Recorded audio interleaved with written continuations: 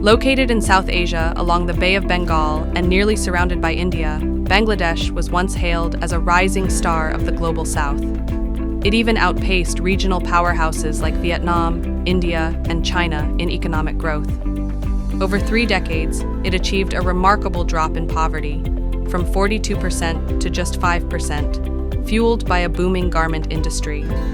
সব মশার বিরুদ্ধে সুরক্ষা দিতে এলো বসুন্ধরা এক্সট্রিম অ্যারোসল মশার বিরুদ্ধে এক্সট্রিম সুরক্ষা Between 2004 and 2023, its GDP per capita soared from $455 to $2,551. But the tide has turned. In August 2024, a major political crisis erupted. Widespread protests forced Prime Minister Sheikh Hasina to flee the country after 15 years in power. Nobel Peace Prize winner Muhammad Yunus stepped in as interim leader. By the end of 2024, inflation hit 11%, sparking fears over food security.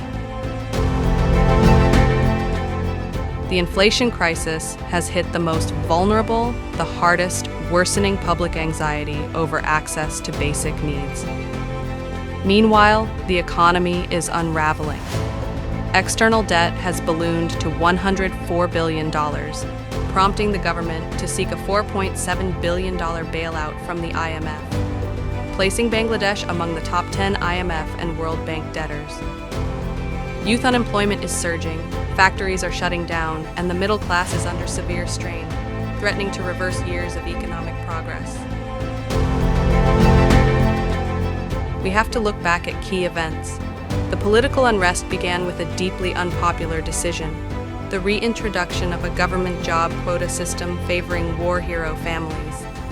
Originally implemented by Sheikh Mujibur Rahman in 1972, the system was scrapped in 2018 after student protests. Its sudden return in 2024 triggered mass demonstrations, particularly among students. The government's refusal to listen only escalated the protests.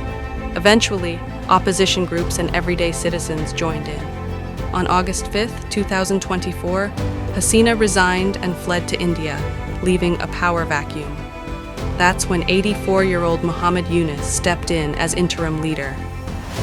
His caretaker cabinet, which started with 17 members and grew to 21, included professionals from various backgrounds: bankers, lawyers, rights activists, and student protest leaders.